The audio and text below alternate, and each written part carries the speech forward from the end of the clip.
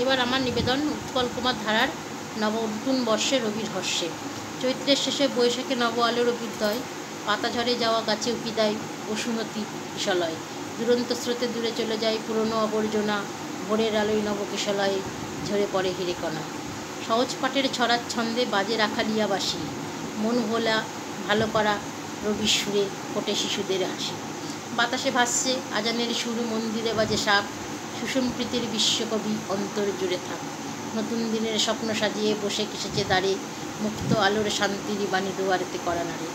রবি ঠাকুরের প্রার্থনা গৃহে খুশির আমন্ত্রণে, নবরূপে সাজে নতুন সালটা শান্তির নিকেতনে।